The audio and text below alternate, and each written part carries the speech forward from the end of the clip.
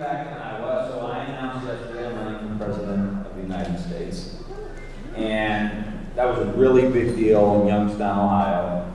I know it's not that big of a deal in Iowa. You got 39 people running for this place. But we're really excited, and I want to first introduce my wife, Andrea, who is here.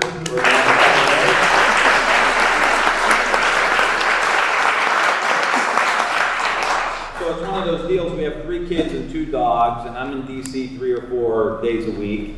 And Andrea is a first-grade school teacher, so she works and takes care of the kids when I'm in D.C.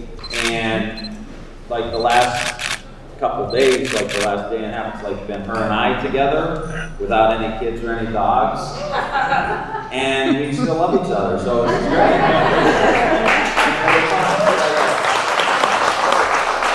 I'm a little second honeymoon in Iowa, it's great. So the area of the world that I come from is in northeast Ohio. It's halfway between Cleveland and Pittsburgh. And the reason I'm running is because for the last 40 years, areas like the ones that I come from and the ones I represent have not been plugged into the global economy. There's been a lot of growth. People say that there's been all this aggregate wealth created, and not a lot of it has come to the communities that I represent. And this isn't like a new phenomenon.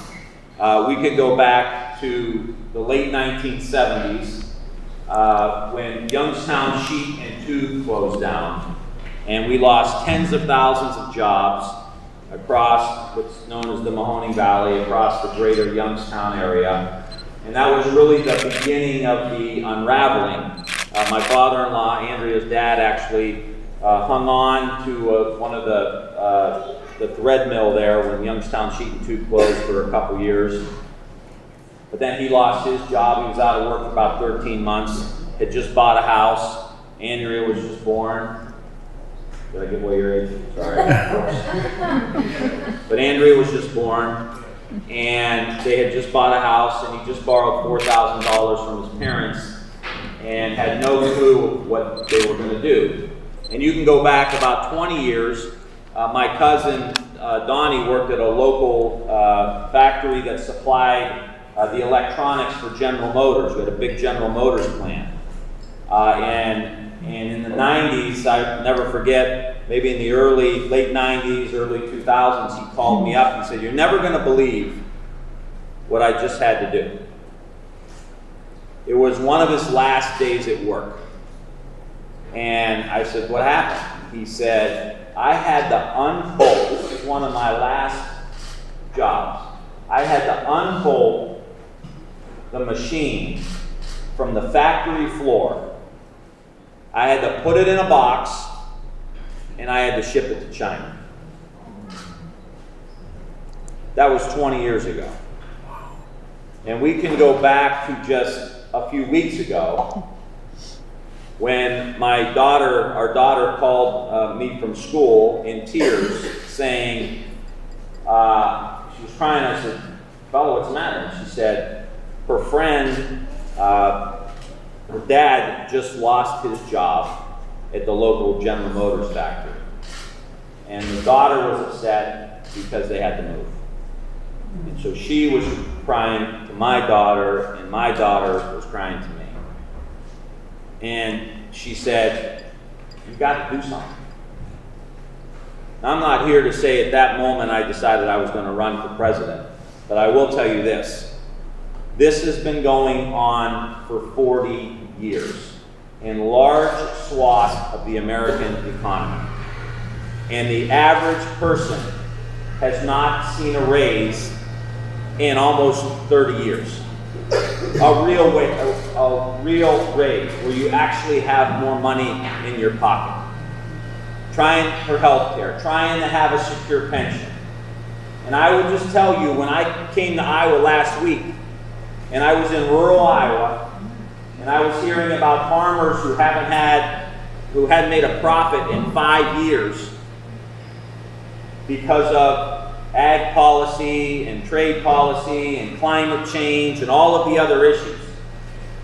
It's dawning on me, as it's probably dawning on you, that there is a coalition out in our country that is ready to come together, where the economy's not working for them, the healthcare system's not working for them, we're tired of the climate issue not being addressed, the criminal justice system is not working for them, and I'm running for the highest office in the land because I believe, coming from where I come from, having my experiences over the last 45 years, my family working in factories, in the unions, and plumbers, and pipe fitters, and small business people, that maybe, just maybe, a real working class person, not a fake working class person, who gets the power that the people give the President of the United States, and walks into that Oval Office every single morning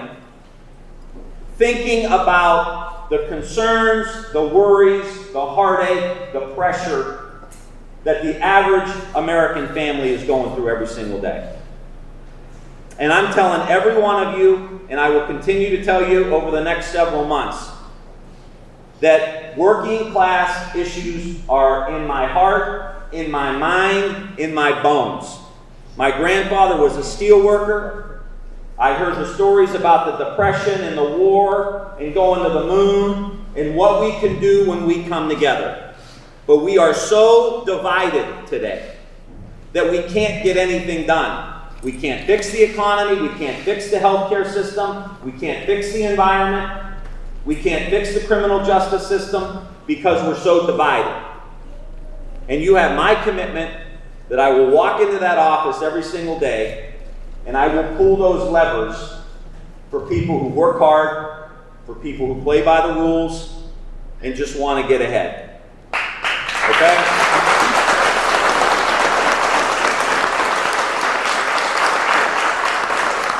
I'm going to tell you one quick story, and then I'd be happy to open it up for questions. This is really my first presidential event here, so I'm not sure exactly what the procedures are, but I'm happy to stick around and take questions. When we first got married, I had a house. We both lived on little towns outside of Youngstown. She's from Struthers, a little mill town outside of Youngstown. I'm from Niles, small little town, just a little bit north of Youngstown. And so when we got married, we had to find some neutral territory. And so we moved and we got a house and we had the kids and eventually we had Brady and a couple of dogs. And so one of these nights I actually got control of the remote to watch TV. Everybody was upstairs in bed, probably the same bed, but that's a whole other story. And I started flipping through the TV stations. And so here's a guy, old quarterback from Youngstown, Ohio. He's going to try to find the sports channel, right? And I couldn't find anything on sports-wise, but I found a documentary about the old college basketball coach, Jimmy Valvano. And I'm half Italian, so I grew up loving Jimmy Valvano. And Jimmy V is given this speech, and he says, I'll never forget it, he said, God must have loved ordinary people because he made so many of us. He said, but every day, ordinary people do extraordinary things. He said, and every day, in every single way, ordinary people do something extraordinary. That is the underlying value of my campaign. That's why my wife teaches. That's why I'm in politics. That's why we're here in Iowa. And that's why I'm running for president. I will have an agenda that will be based on the value of we need to help ordinary people do something extraordinary. We have so much talent. We have creativity. We have imagination. And what this country lacks today is opportunity. And the government's responsibility is to make sure, not that you win the race, but that you get to the doggone line to at least get in the race. And we have stiff competition today.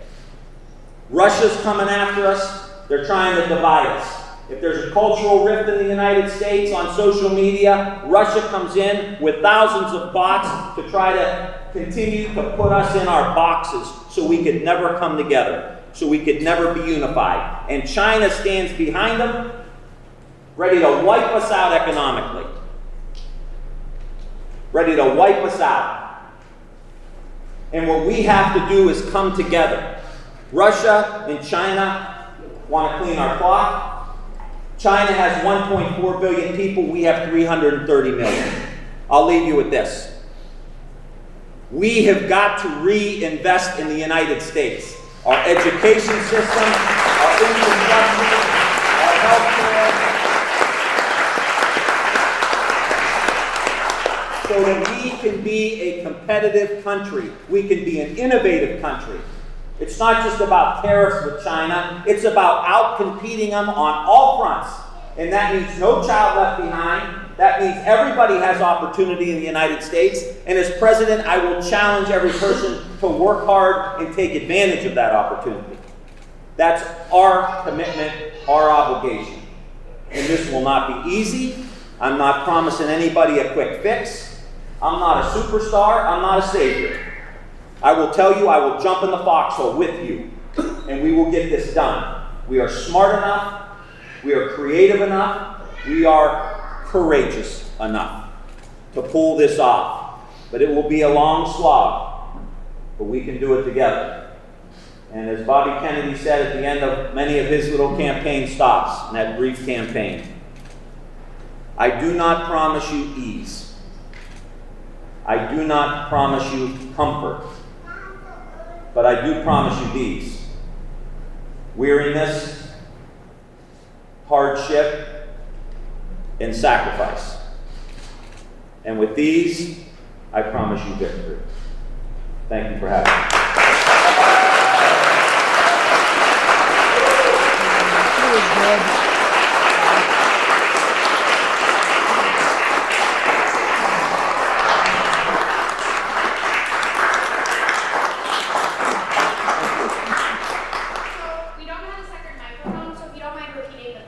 Okay, or I could do like the Phil Donahue thing. Did I show my age there? No Phil Donahue? Yeah. Well, as a former teacher, a grandmother of a first grader, the school shootings have really concerned me. And even more concerned of having teachers have a gun. As a teacher, I certainly wouldn't have wanted to have a gun. So I would like to know, and then that isn't even the big issue. Every day, we don't hear about it, but 100 are killed by guns. So I would like to ask you what that priority would be, and would it, to do something about gun violence, and would it be on your first 100 days? Thank you so much. And I think I have a teacher in the family that would agree she's not going to be carrying a gun to school. So we're in agreement there. Yes, I would do something in the first 100 days. I think it's very important to, at least, at the very, very least, and I support all of the bans and the background checks and all that, but I would hope that we could get a significant piece of background check legislation through in the first 100 days. I would hope. We did it in the House a few weeks ago. We passed gun control legislation. We have to make this argument. This is, again, about us coming together. When you have 70 or 80% of NRA members that agree on a universal background check, there's really no reason why we can't get it done. And what we've seen happen in our schools, my wife, as I said, is a teacher, and our, obviously our 16 and 15-year-old, they go to schools, and Brady, who's 4.5, goes to school right down the hall from Andrea. So for all of us, just to imagine those scenarios in our own lives that we have, this is something we will do. Thank you. I'm a senior citizen, and from my Social Security, almost $200 is deducted every month. I pay an additional $200 plus every month for supplemental insurance. So we're not home free on Medicare. My daughter's 50 years old, and I was just visiting her in Montana, and she said to me, Mother, if they do away with Obamacare, I will no longer be able to, she's self-employed, I will no longer be able to afford insurance. It is a critical issue in our country that we get health care under control, and it is not run by big pharma, and it's not run by insurance companies. Do you have a plan in mind, or where do we go with health care in this country? It's a great question, one we hear about all the time, where I represent. I am, and have been since 2007 on the Medicare for All bill. I believe that that is where we need to work our way towards. I think and I supported the public option during the Obamacare debates, and supported Obamacare and helped pass Obamacare. So I'm significantly committed to making sure everybody has coverage. We've got to, we're playing a lot of defense right now with what the Republicans did over the last couple of years and what the president wants to do now.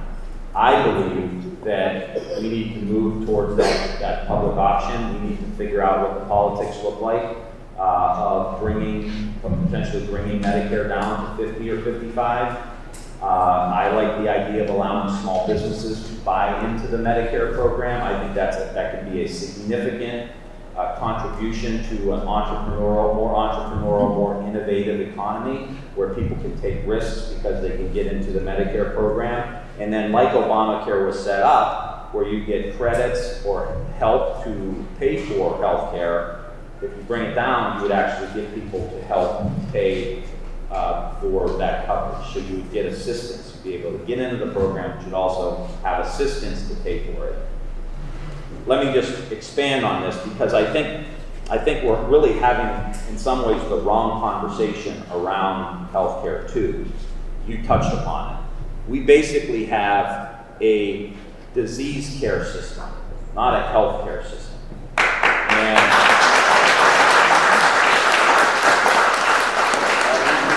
we wait till people get absolutely sick, and then we cover them. We're not covered. Figure out a way to do it.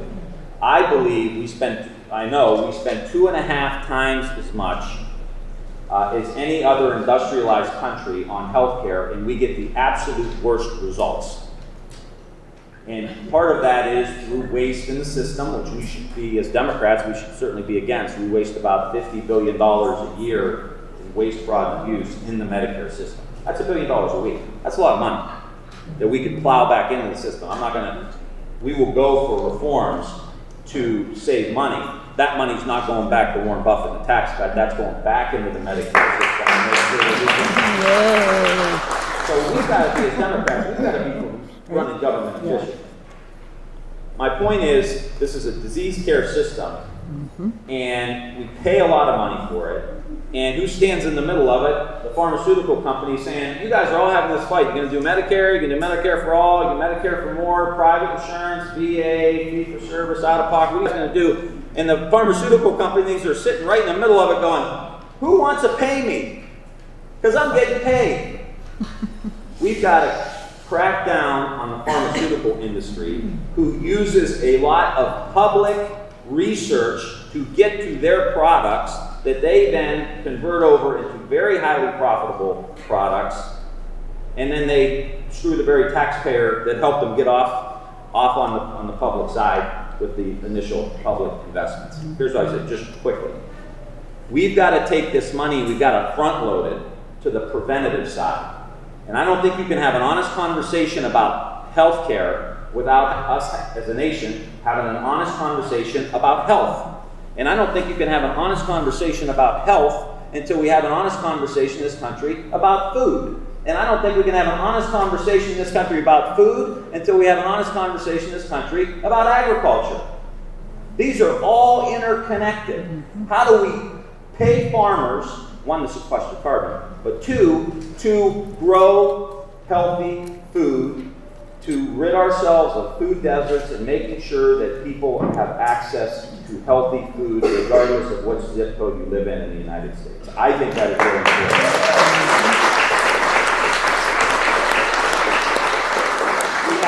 We have half the country today has either diabetes or pre-diabetes. So whatever system we come up with, when a diabetic costs 2.3 times as much as the average person going to the hospital or going to the doctor, we will sink our healthcare system. And so interventions early on the front end, I believe is a new, better, more efficient way of doing healthcare. Not to mention, it's best for our kids, for them to learn and increase their cognitive function. So that's kind of what I think about it. Yeah. I'll repeat it. I can talk louder. I read recently where you said that Trump, when it came to the economy, Trump was old school and you were new school. Can you talk about what you mean by a new school economy? Yes, absolutely. Well, briefly, old school for the president has been, we're going to open up the coal mines, we're going to open up the steel mills. I come from steel country and auto country, and coal country is just down the road, which led to the steel and the auto, as you know. Then, what I've tried to do in my district, in Youngstown and Akron, Ohio, from the time I got into the state senate 19 years ago, was think about, we're losing these old industries through automation, trade, whatever it was. What are the new ones that are growing? And I've worked really hard to try to understand that. And so, as a country, we need to figure out what those are, and I think we know. It's electric vehicles. Okay? There are 1 to 2 million electric vehicles today. By 2030, there's going to be 30 million electric vehicles. I want those made in the United States. Okay? That's a new school. I want the batteries made in the United States. I want the electric charging stations made in the United States. And the charging stations alone are going to be a I've got some crazy numbers on this. I've said them publicly. I'm not sure if they're true, but I would just say, multi-trillion dollar industry for charging stations in the next 20 to 30 years around the world. I want to make those technologies here. I want to make those products here, and I want to ship them abroad. That's new school economy. Wind, solar, additive manufacturing, 3D printing, where you're actually printing big industrial-sized parts. Additive's going to create 3 to 5 million new jobs in the next 10 years. Wind and solar are growing at 25 or 30% a year. And they're going to be great for climate. They're going to be great for reversing what's happened over the last 30 years. And we can reverse that. And I believe the number one issue for me is going to be to set up and make sure we articulate an industrial policy in the United States where the president will be me. We'll sit in the White House. We'll sit in the Oval Office with the business community, with the Department of Energy, the Department of Defense, the National Science Foundation, public health folks, infrastructure experts, and we're going to sit down and we're going to say, how do we put this together? I realize I don't have all the answers. But we're going to make 30 million electric vehicles. Someone's going to make 30 million electric vehicles in the next 10 years. How do we make them? And the problem is, you're exactly right. The problem is, right now, China dominates 40% of the electric vehicle market. Right now, China dominates 60% of the solar panel market because we don't have an industrial policy in the United States. That's what I mean by new economy. In regards to your industrial policy, how do you incentivize businesses which have a primary cost to manufacturing part being labor? How do you incentivize those companies to come back to the United States without tariffs or any other economic? How do you incentivize businesses to do this in the United States, or where the primary cost is labor? Where the primary cost is labor, and that's been the issue over the last 30 years, right? It's been labor costs and automation, where you can do it quicker. So either a robot does it, or they take it offshore for labor, some other workers in some other country to be able to do it. Couple ways to get here. I think you've got to have incentives in the tax code. I think we've got to sit down with the venture capital community. And I think we've got to sit down and figure out how we do what they call a double bottom line, which is a bottom line that just isn't about the profit, but there's another bottom line that's about the social good.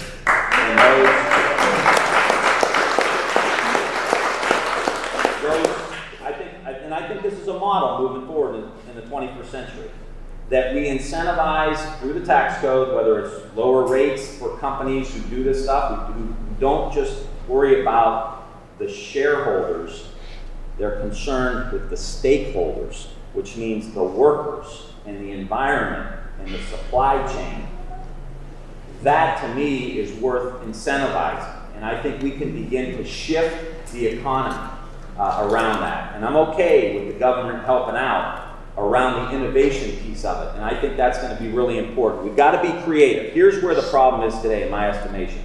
We've got, many times the government, the Democrats say, well, the government can take care of everything, and the Republicans say the government can't do anything. Where I've come from, in every economic development deal we've done in my district, it's been multiple entities there. It's been port authorities, it's been local government, it's been new market tax credits, it's been the local community college to help with training. You got to figure out really how to pull everybody together to make these deals go down. And that's going to mean the tax code, and that's going to mean incentives, but we've got to do research. I'll tell you one quick story. I had President Obama, I can't remember his title, but I had President Obama's top manufacturing officer, something like that. I can't remember what his position was. He told me a story at MIT. MIT got a boatload of money from the public to do research. 150 companies came out of MIT. I don't know if it was over a certain number of years, but 150 companies came out. And the companies, using the public tax dollars, developed products. And then they got told me $4 billion in outside investment for these 150 companies, 150. And then they couldn't get any other help. They call it the valley of death in investment and economic development. They couldn't get any other help. And so of all of those companies, 100, 150, whatever the number was, every single one of those companies, funded by your tax dollars to develop the technology, left the United States. 70% of them went to China. Where's the Department of Commerce? Where's the National Science Foundation? Where's the tax code? Where's the venture capitalists? We need to build a new model. This old model's broke. And the guy in the White House is talking about coal mines. We lost 30,000 coal jobs in the last 10 years or so. So we need a president who's going to sit down with a bunch of really smart people and say, how do we build this new model? And it's got to include the private sector. We are not going to get there without the profit motive and the incentives. We can be hostile to greed. We can be hostile to inequality. We can be hostile to concentration of wealth. We cannot be hostile to a free enterprise system that will reverse climate change if we force them to do that. Incentivize it. Help us with workforce development. Rebuild our infrastructure. We got to come together. We can't do this divided. It doesn't even make any sense. I mean, think about it. Does it make any sense to think we're going to address all of these challenges we have in the business community, in the venture capital, and the most creative, innovative risk takers on the planet are not going to be at the table? That doesn't even make any sense. I'm not, like I said, hostile to greed, hostile to income inequality, hostile to concentration of wealth, but we need to sit down with them and build this, and the workers, and build that new model. Yeah. So I worked in healthcare, and I lived in Texas, Louisiana, and Iowa, and we could see the effects of privatization of mental care and the lack of women's care. And I know this is a two-pronged question, so you're welcome to only answer 50% of it. But there's always the question of privatization of the VA and the lack of women's healthcare that's occurring right now. And I just want to know your position on those items. Two questions, women's health care and privatization of the VA. I'm against the privatization of the VA. We're really promoting and trying to scale up integrative care for veterans. We still today, which I think is a national tragedy, we have 20 vets take their own lives a day still today. And this has been something I've been trying to practice not since I've gotten to Congress. And I have a friend of mine who is a double amputee who was having post-traumatic stress. One of his friends said, you need to learn yoga. He learned yoga, and all his soldier buddies were making fun of him. And he basically healed himself from post-traumatic stress. Now he's a yoga teacher. and he's teaching other vets how to do yoga and heal themselves. What a low-cost alternative to...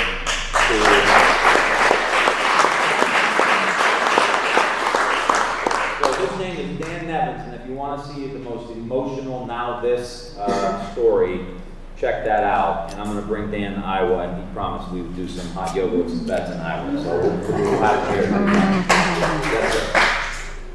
it. Congressman, for the past 45 plus years, the United States and Israel have been dealing with Palestinians in a way that's ending up now with Mr. Netanyahu saying he's going to annex the West Bank, and with Israeli snipers killing children in Gaza. I wonder what, since our process as an honest broker hasn't worked, if you had some new ideas about how to approach this issue. Well, first and foremost, obviously we have a really special relationship with Israel in that region, and a lot of partnerships, military partnerships and others that we have. I don't think it's a good idea for what Netanyahu is saying now about annexing. I don't think that's in the interest of the United States, and I don't think that's in anybody's interest. And it seems to me that this is a political comment, given the elections that are coming up in the next few days. I think it's the 9th.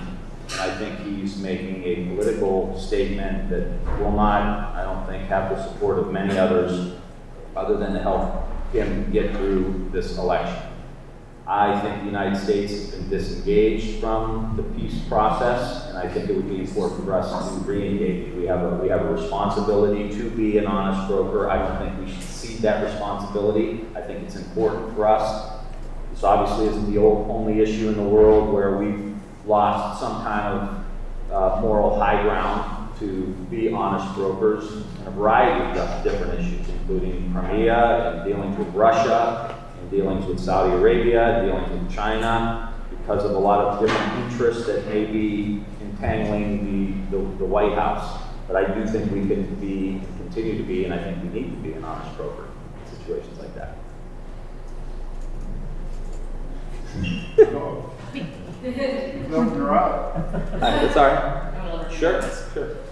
Hi, I'm Hi. an ACLU rights sprawl. Little shit, yeah. I'm an ACLU rights sprawl builder, Yeah. and I'm an immigration attorney. Mhm. And my clients who are immigrants are, Real close.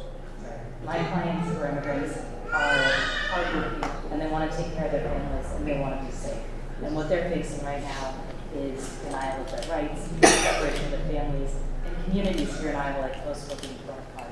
And I want to know what your plan is to give those opportunities to immigrants here. Appreciate that. It was a general question around providing opportunity for immigrants, and I think generally better treatment of immigrants. I'll tell you a quick story. Really good friend of mine. His name was Al Palmer.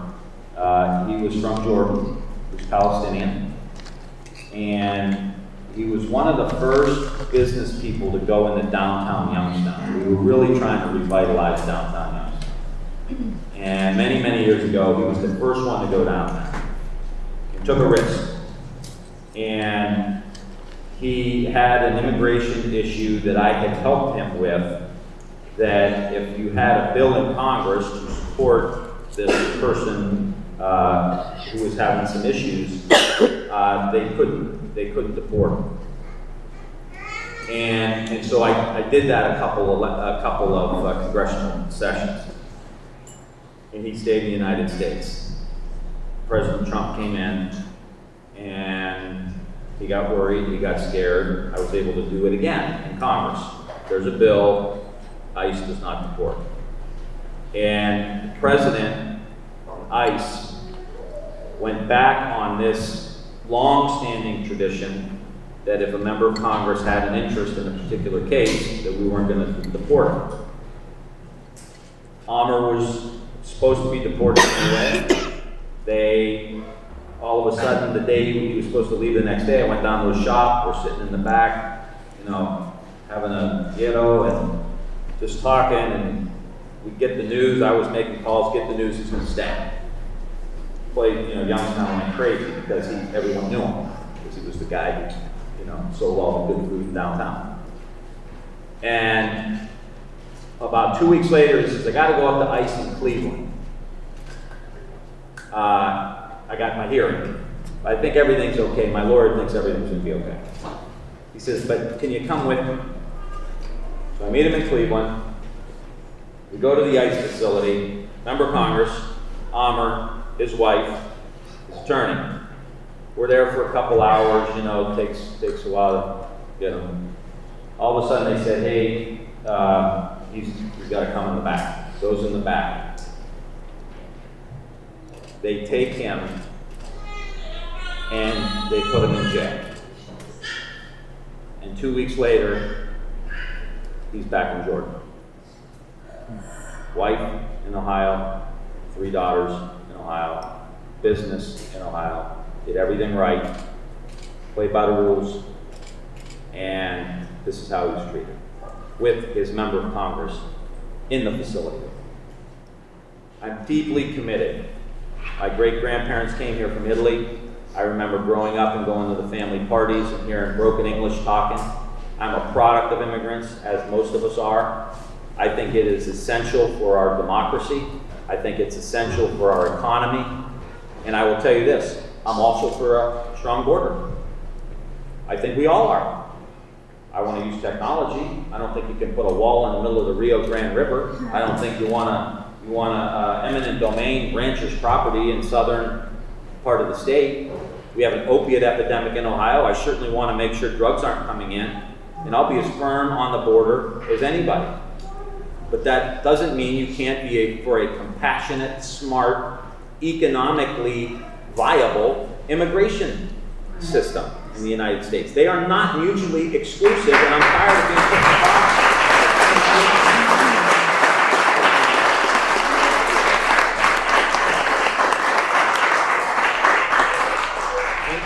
And by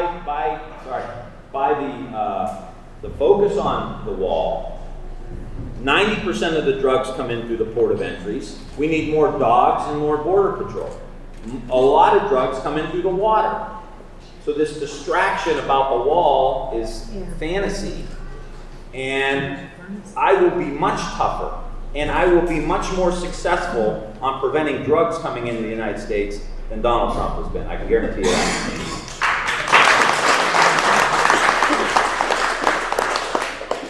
Just another loser teacher, yeah. I just want to thank you for coming. I've been following you for some time now on social media, and I have 2 questions.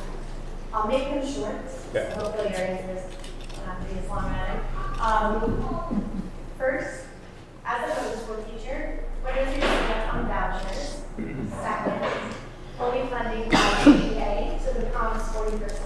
Yeah. Again, vouchers and for full funding of IDEA. And we know too that investments in our education system are critical. And when you invest into low-income students, and this is how we got to talk about it. We talk about it with regard to budgets. We're going to cut this, and it sounds like, okay, we're going to cut the budget. When you look at it as an investment, in that investments in the low-income students can get anywhere from a 10 to 15% return, because you can do the math as to success of the student by having a good quality education and the amount of money they'll pay back in taxes. I would say any business person would be pretty happy with a 10 to 15% return. Just say this quickly about education as well. The first thing we've got to do in the United States, absolute first thing we have to do as a new modern education system, is take care of the kids. Many of these kids, over 50% of them, are low-income kids that go to our public schools. We've got to take care of their social and emotional needs, and we have learned more about the brain in the last 20 years than we have in the previous 200. And we know when a kid is traumatized that their brain doesn't function properly. And if their brain doesn't function properly, if they're in fight or flight mode, that they actually can't access their prefrontal cortex, which is where your working memory is, where your attention span is, and your ability to focus and concentrate and do what needs to be done in the classroom. So social and emotional learning will be a centerpiece of my education plan. And where social and emotional learning programs, robust ones, have been implemented, there's been an 11 percentile point increase in test scores, which closes the achievement gap. A 10% increase in good behavior, pro-social behavior, that's what the academics call it. I say being a good kid. 10% decrease in antisocial behavior, 20% swing in the mood of the school, and we close the achievement gap because we deal with the kids' trauma and get the brain functioning at a really high level, and add that to some better nutrition in the schools, and I think we're going to be on our way to really reforming the education system. Yeah. The wealth gap between the 1% and everyone else is good. Do you have any ideas of how we can bring the bottom and even the middle class where they own more of the wealth? Yeah, great question about the wealth gap. So the top 1% own 90% of the wealth in the country. And that is a recipe. We feel the economic effects day to day and the struggle of people who are just trying to make ends meet. It's an economic disaster waiting to happen too, with high concentration of wealth. I do believe that some of these investments that I talked about around electric vehicles, around wind, around solar, can help get some of that wealth down into the workers. And we will have incentives in the tax code and in other places to make sure around productivity bonuses and profit sharing to make sure we're cutting workers in on the deal. Also around healthcare, college tuition. These are other ways for us to make sure that we can get wealth into the hands of working class people, increase those opportunities. I think that's really important. And I will say, with some of the conversations happening today around increasing the rates on people who make 10 million plus a year or 50 million in wealth or whatever the question is, we can certainly sit down and figure out what those numbers are. I would be supportive of that, but I do want to say this. I think this is important for us to say this. We talked about the healthcare system, 2.5 times more than every other industrialized country, we get worse results. Talk about the education system, and we see our math and science results internationally.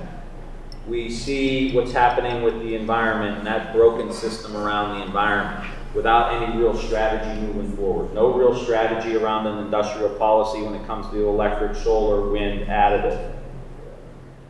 I don't like just asking people for money just to ask them for money. I think we have, and to dump that money into broken systems. I think we have to make the commitment, not just to the wealthy, but the middle class, hardworking taxpayers who pay a lot of money to the government, that we're going to get this doggone thing running efficiently and effectively. It's important for us to do that.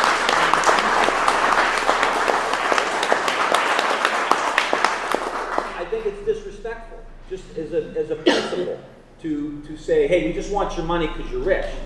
We want your money because we are rebuilding new systems, of which your money is going to go into and help us take down China, not take them down, but compete and beat China economically, to lift the middle class, to rebuild the United States, to make sure every kid has access to a good education. There's a purpose for what we're doing. Yeah, just going to get somebody new and then we'll come back to it. Yeah. If you look at, this is tax month, tax day is coming up in less than 10 days. More than, for every $100, more than $50 of the discretionary budget is spent on the military. We have wars that have been going on longer than any other war and have no real end in sight, and produce the problems with vets that you spoke about earlier. The human cost, the dollar cost of military spending is apparently out of control and under the influence of the military-industrial complex. What would you do about that? Defense Department waste a lot of money. Does that surprise you? Probably not. I was just a part of a small project, putting pressure on a company and helping to get an investigation of a company called TransDigm. It did military contracts. Long story short, we thought they were bilking the taxpayer, and they were. They were bilking the military for about $16 million, and we went after them. I think having a process in place where you go after these people who are cheating the taxpayer is critically important in the Department of Defense.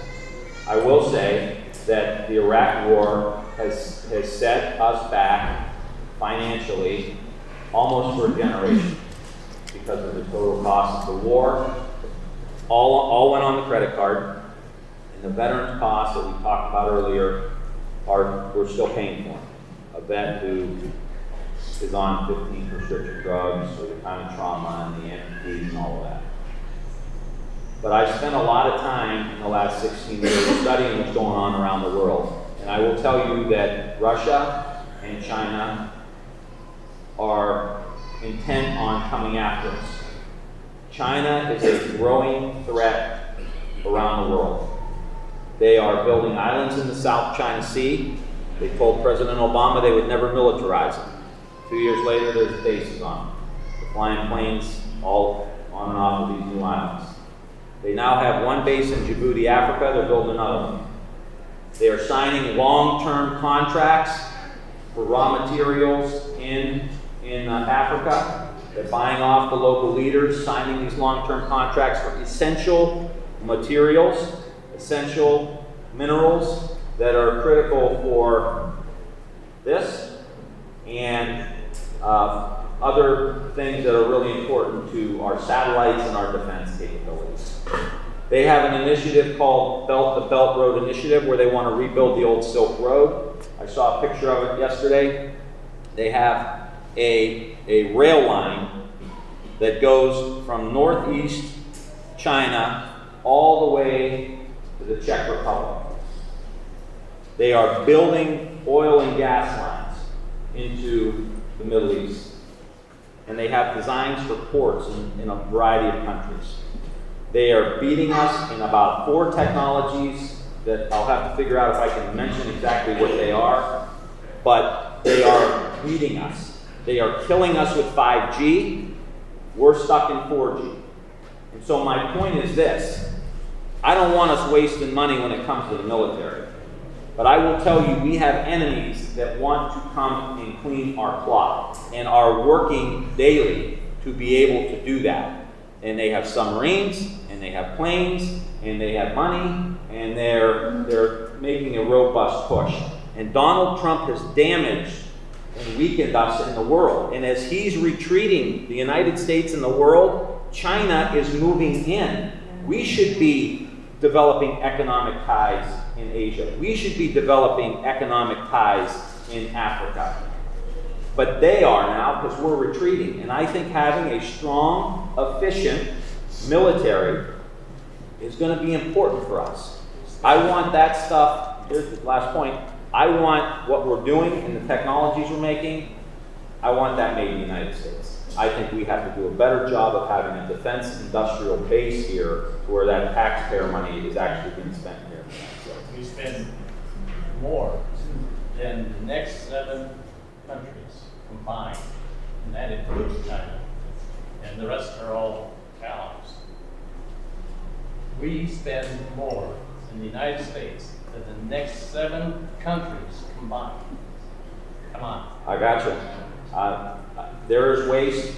There's places to cut. There are systems we don't need. But I'm telling you, and I have deep respect for your opinion. I'm just saying personally, this is a serious threat that we don't talk about in the United States. And the president says, I'll just put some tariffs on China and it'll all go away. It ain't going away. And we cannot wake up. If we're going to be Democrats and we're going to get elected and we're going to have to understand what's going on around the world, and we're going to have to take some tough positions. I come from one of the poorest congressional districts in the country. I want spending on education, healthcare, infrastructure, water, sewer. We got EPA overflow issues. There's not an economic challenge that my district doesn't have. That I would rather say, end this defense program and put it in Youngstown. I wish I could do that, but I would be lying to you. I'd be lying to you, and I'm not going to do that. I'm going to tell everybody in this presidential election exactly how I feel and why I feel that way. And that's how I feel on these issues. We can do a better job of streamlining. We could probably eliminate a lot of programs. But at the end of the day, if we don't have a robust military, we are going to lose economically. And just read a couple articles about China and 5G and what they're doing. Yes, ma'am. I just want to put in a plug for part of this whole plan, economic development and everything. It has to have a cybersecurity component. Question? I mean, you mentioned China, and I don't want to be all anti-Chinese or No, anything, we're not. but they are stealing from us. They are stealing our secrets. They are stealing our ideas, technology. I mean, you've got the Russians, like you mentioned, wanting to just undermine us and Yeah. just be disruptors. Yeah. And then you've got China, huge country, that's making all these different moves, and they are the ones, they have like totally reversed on their climate policies and going after these new technologies with the electric car. In China? Yes. Yeah. But they're stealing a lot of this from us, and they're vying to become a huge global leader. I mean, they are a global leader, but they're really trying to take a lot of it. But I just feel like we are under such, I mean, it isn't really discussed a lot, I don't feel like. Sure. But we have a big security problem. Yep. I mean, when other countries can take out our power grid and can disrupt our social media and all these other things, we don't have the presence.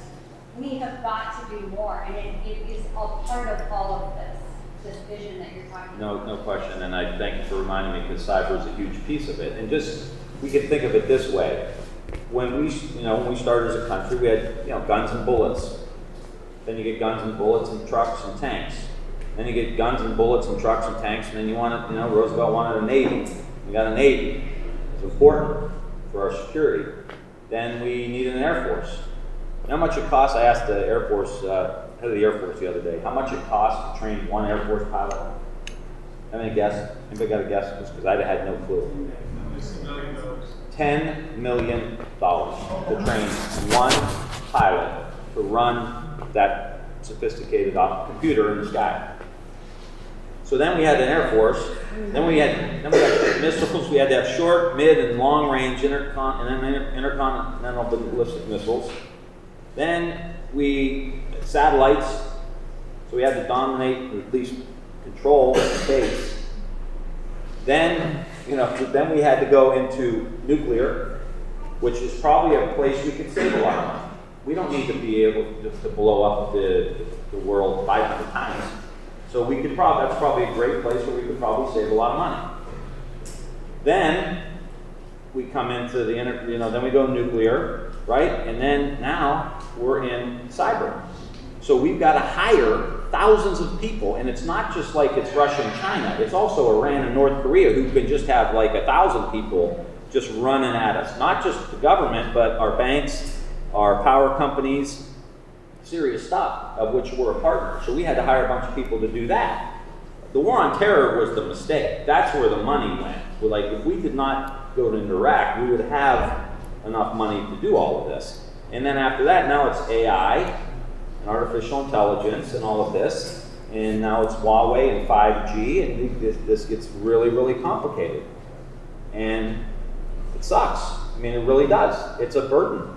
But what I'm saying is, we have a concentration of wealth. We're generating a lot of wealth in the United States. We can still make the investments we need to make in the things that will keep us competitive, so we can beat China economically, not just through the military. Maybe one last question. Sure. I'll make it a tough one. There you go. Next, who else wants to go over there? You've been grilled pretty good. Next. Mass incarceration, what are your thoughts on it? And do you have any specifics? Can we be specific? What's your thought?